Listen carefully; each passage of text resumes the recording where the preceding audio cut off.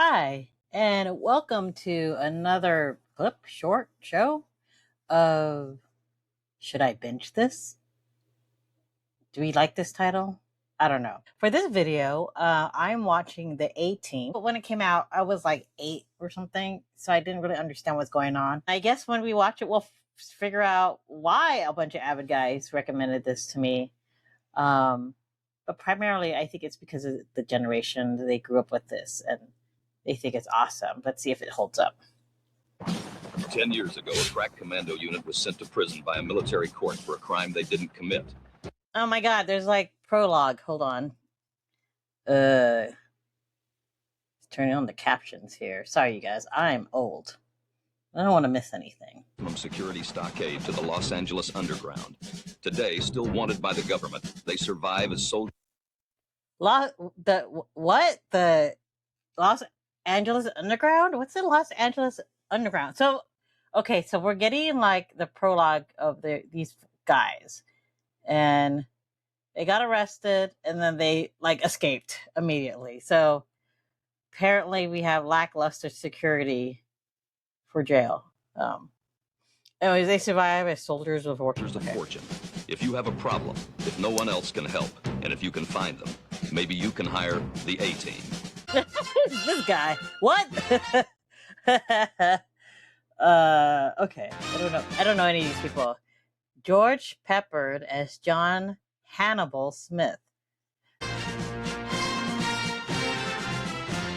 And this is who?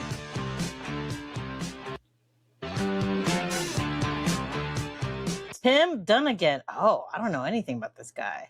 Anyway, did you see this is one thing I love about like 80s.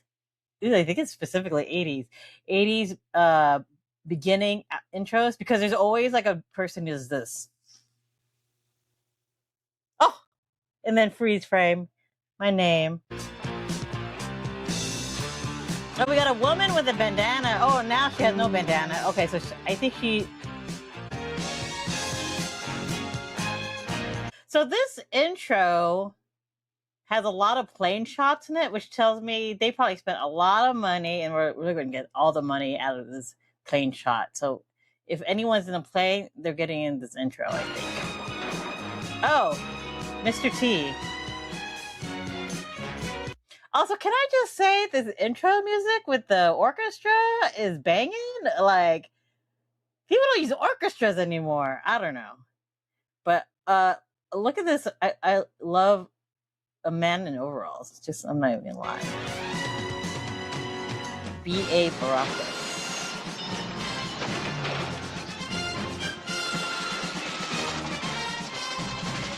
That is one super close helicopter shot.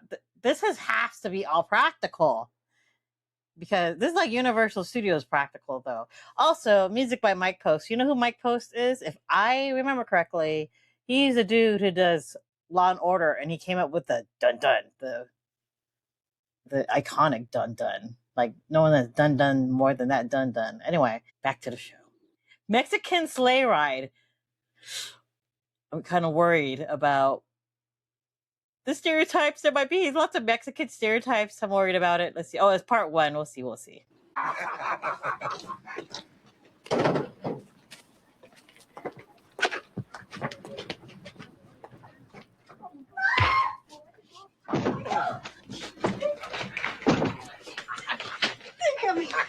Oh my God. We're just grabbing women. With the ladies, no? Get out of here, man. He go on hide. He doesn't know about you. He'll find out these people are frightened and they'll tell him.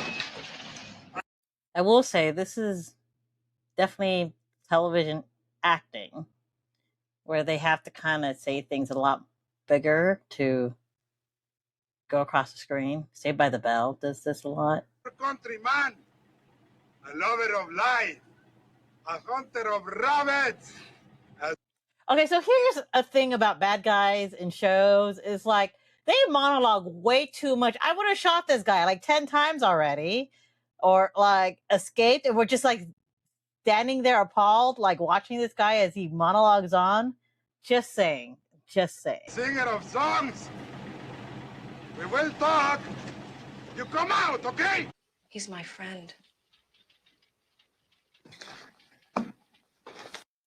I think she's the best actress out of the whole show so far. Like she's knowing how to underplay it, but there's a lot of arm acting here.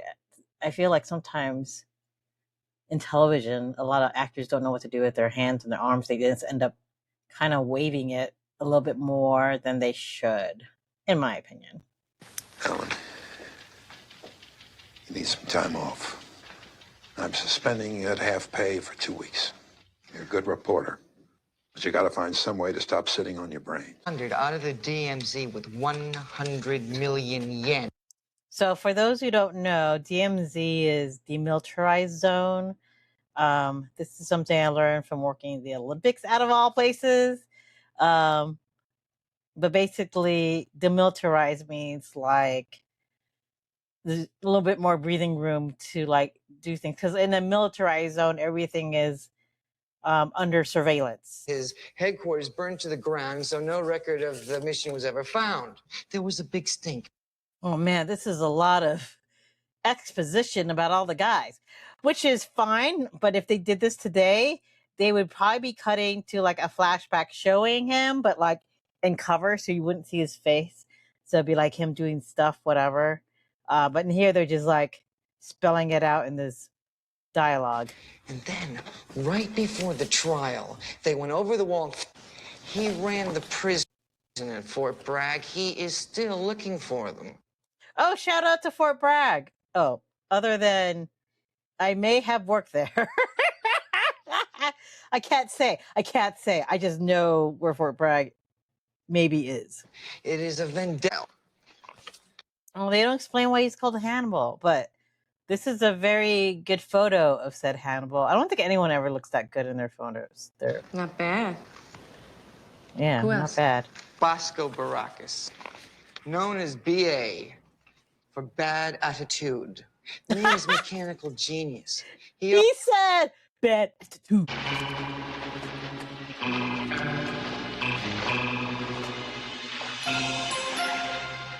Animal's gotta be down there somewhere. Was that before or after Gremlins came out? Where'd that moron come from? Hey, Mike, don't we have an AD? Look at this shtick. I'm like, I gotta put this cigar in this guy's mouth. After action, you're popping up like the rubber duck in my kid. Okay, so like I like how directors are depicted always having a beret. I wonder when the beret thing became uncool and like a trope, or has it always been a trope? But like, did we ever? I don't think Steven Spielberg ever wore a beret, right? Is this like a TV director thing, maybe, that they wear berets? Because now they just wear. It went from like beret to hats, or they're just saying this guy is kind of like pretentious because he has a beret. He had a little brain hemorrhage or something. I don't know. Anyhow. You know, they're joking about this, a little brain hemorrhage, but like, what did I say? This is pretty, very accurate. They're just like, we don't care if you die, just get the shot. Yeah? Well, you're about to get a chance to play it for Colonel Lynch. That's him, John Hannibal Smith. Come on, get him. Go, go, go! Give me Mateo. I would have jetted out of there by now. And like, he's still in this costume. I don't buy that this costume's going in the lake either. Like, it's gonna leak. He's still dry. They're saying to hold his breath. Like, I get the joke, but God, it's a lot of costume for one joke, I guess. Where are you going? I think this is Universal Studios that they're doing this on, right? It looks like Universal Studios. Oh, look at this low angle shot. Yeah, this is totally Universal Studios. This is what they used to look like. It doesn't look like this anymore. But I totally recognize that square is where they had Back to the Future. This is the part where it's like the road up to like the Psycho House. But also, I think they also added like the Desperate Housewives like neighborhood up there as well. But yeah, they're like, we gotta use the crap out of Universal Studios until like it doesn't become cool anymore. Hi, how you doing? I ain't stopping for no autographs, Hannibal.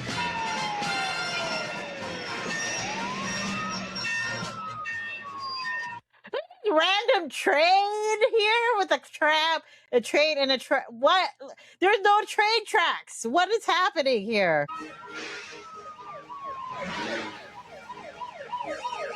That is totally a Dukes of Hazzard shot. I think that's one of the things, like, if you had a 1980 show, you have to have a car fly out of something and into water or crash.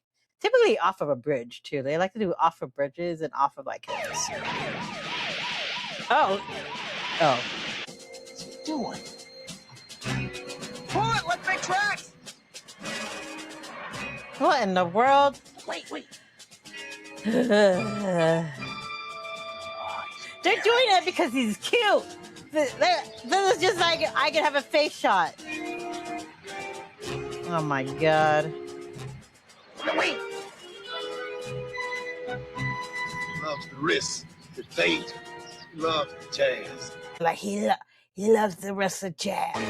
I mean, I feel like if me and my friends were gonna like try to run from authorities, I don't think we would be saying something like, he likes the risk. I just don't see that happening ever. It'd be like, what are we doing is what we would be saying. I got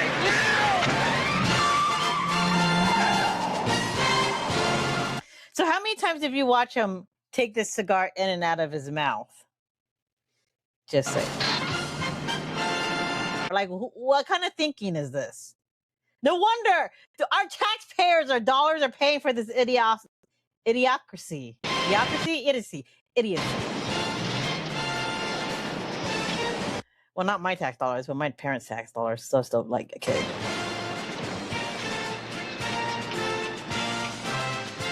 Universal Studios like, we got to use this water exhibit for something. Because why do we build it if we can't get some money out of it in the show? I don't think any other show has used this water thing, though, have they? Because I think once you use the location, it's kind of, unless you can transform it to something completely different, it's kind of burned. See, and again, with the smoking. So it's just a lot of close-ups of him smoking the cigar. Like, I'm not a cigar smoker. How long are we gonna hang out with a cigar? But the scene was kind of dumb. I'm sorry, A-Team, but that was like some C-Team stuff. Like, I don't know.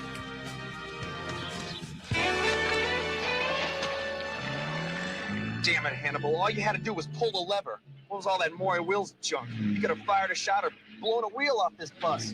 I remember there was a creative who didn't like to put pop culture references in their shows because it dated it automatically. He didn't want anything to be dated. I don't remember who it was, but now I see that because they made a Maury Wilkes joke. I don't know who Maury Wilkes is.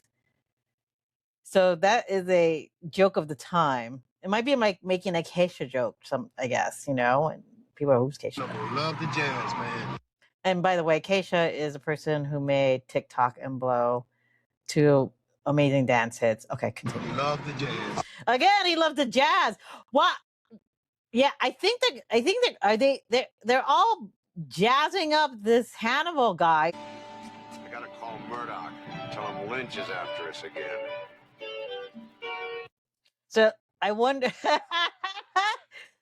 First of all, if this guy like wearing this costume all day. Second of all, I wonder if they just strategically placed them like that. So the guy who plays John Smith is like, I can't deal with this costume. Can I just get a stand-in? But they just put the ADR on top. I ain't going anywhere with him, Hannibal. Yeah, you don't see his face here. Good afternoon. May I speak to Mr. H.M. Murdoch? So he's still smoking the cigar. There's no way he can dial this phone with these gloves. He can barely hold the phone. How is he? Oh my gosh. Okay, whatever.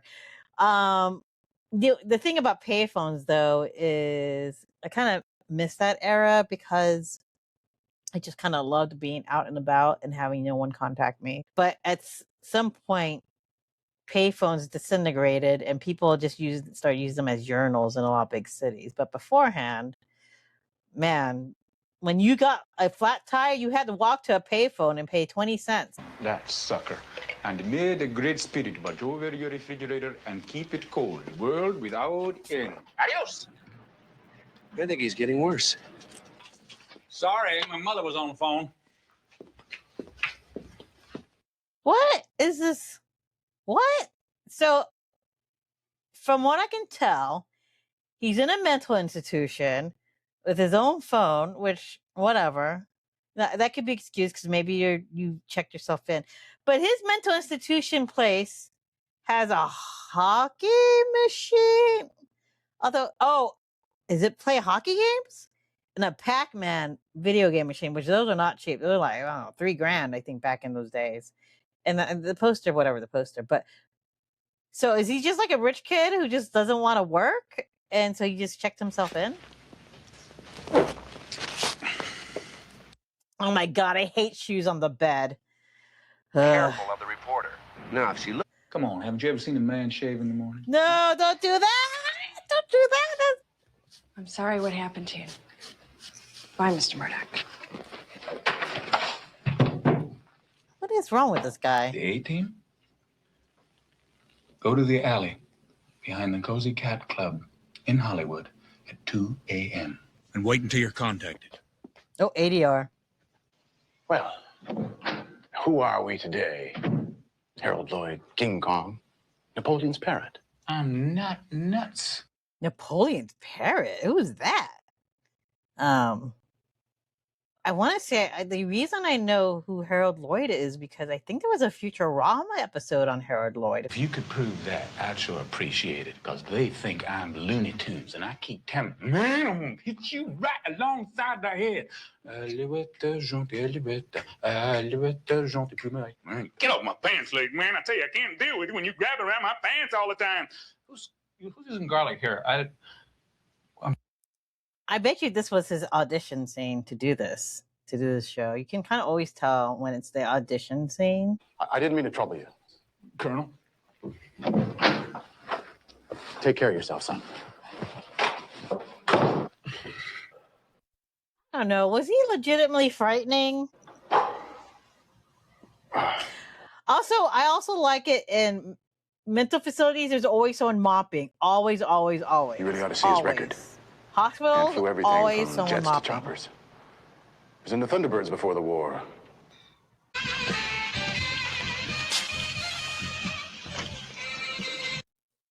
So it's raining here. I think this is LA that this takes place. Oh, because I think that because Universal Studios. So there's no way it would be raining at 2 a.m. in LA. It barely rains in LA at all, if ever. The reason I say this is, first of all, if it does rain, it's not going to be that hard. It's going to be like a sprinkle and no one can see it. But second of all, like, the reason it's raining is because it just looks really good in camera. If it was just like nighttime, I think it just kind of looked boring. So they added the rain, but it kind of doesn't make sense. So it looks like you got to pass a couple of tests before you can even hire the A-team. So these are I think this is one of those pilot episodes where they explain everything, and then every episode after that is someone hiring the A-team. Right now, all I've seen is they like to monologue, as well as the villains. They can do a car chase, and they can do costumes. Turn back here! Okay. I hate these stereotypes. It's terrible. You come, I fix. Okay, so wait, did she stay at the Cozy Cat Club all night and fall asleep in the car? Because that doesn't look like Cozy Cat Club anymore. Also, does it only cost $20 to hire the A-team? I'm just thinking about that right now. Thank you. Say, women and people of low birth are hard to deal with. That's so gross. I hate that. The misogyny. Pass that along. Goodbye. So this is the Mr. Lee test. Is this the figure out this accent so fake test?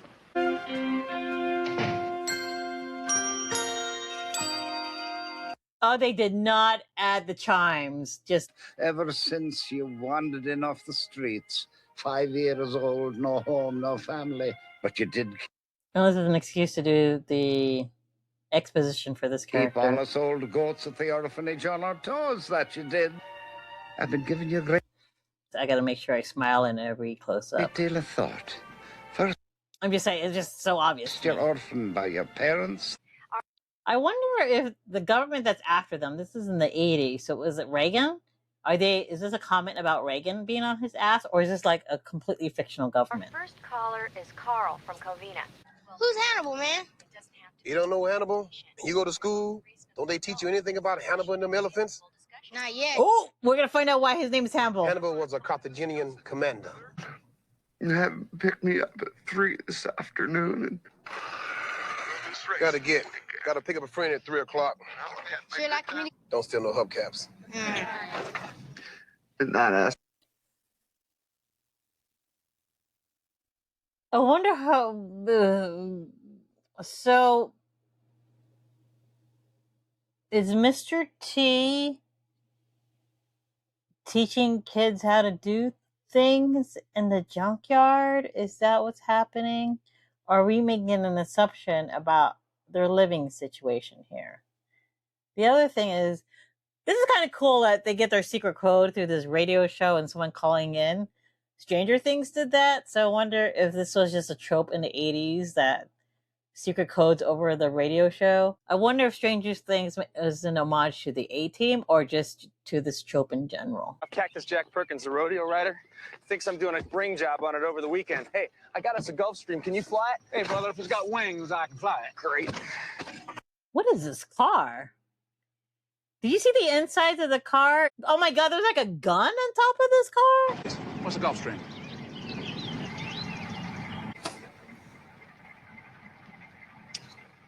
But like she didn't see that Right look. now, I'm not packed. What about my car? What about all this stuff? Lock up and leave it. We're leaving. You got 5 seconds. 5, 4, 3, 2, 1. Huh? They did the countdown. I'm Miss Amy Allen. May I present Bosco Baracus, BA. Picked the girl up in the garage of the Curry Express. So why are these kids like hanging out this guy's car like no thing? Stay on him. Vector me in. Don't let Vector him me spot in. you. I'm on my way with troops. I guess maybe you could have just gotten away with that in the 80s. We just like hang out with the colonel's car. I ain't gonna fly with that crazy fool Murdoch. I like how he twisted the bottle so we all could read it together. You're smooth, Hannibal. But I find that funny because as a producer, you always try to have, bottles in the scene and not be like, you want the audience to take notice of the bottle, but not be so obvious. And back here, it's so obvious, which I like. We're not going to the airport, BA. What? Turn right up there. Why? How is Mr. T not having a response of being stuck with syringe? He didn't like say ow or like whatever. And what do we, Nova came? Will somebody please tell me what's going on? Yeah. You need to tell all of us what's going on. Also, still digging the overalls. You lied to me. Actually, I kind of want to wear this outfit. The whole like overall white, the red tank top and the jewelry. Like, could I pull this off? I'll try it next time. One of these future episodes, I'm gonna wear this outfit. Here we are. There they are. That was some overacting sleeping right there. Just saying. That's nothing. Find it under old business. Is he really carrying Mr. T? How are they pulling this off? Because I don't think they're green screening this. So I'm actually impressed with this right now. I like how the exciting A-Team music is coming on right now, and they're just like getting on the plane.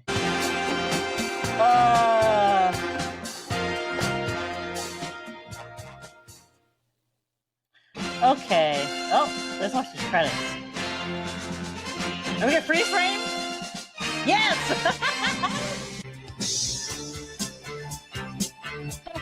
I like how that door just exploded out of nowhere. Okay, so let's see here. It's a fun show. Pretty stereotypical, big budget for its time. That's a lot of crashing and stunts. The writing and the acting took a backseat. But I don't think people who are watching this are looking for the writing I think they're looking for the explosions and the accents. The accents bother me. Not gonna lie. Even as a kid, I was like, I don't know why it bothers me, but it bothers me, but I know why. It's a lazy stereotype, in my opinion. It's because you just don't know anyone of that nationality. Obviously, no people of color in this world except for B.A. Baracus, whose nickname is Bad Attitude. So I don't know how I feel about that. So I think it's not for me. There's always been a lot of 18 culture references, and the only thing I understood was the theme music. But honestly, I feel like that theme music just comes in when they're just doing anything together, because like there's nothing really going on other than them getting on the plane and the theme music came on, or them like driving and then theme music came on. So I think they're trying to hypnotize you with the theme music that says like you should be cheering for A-Team right now. I gotta binge the show, but this is probably not one of them. Anyway, until next time, have a good one. Bye.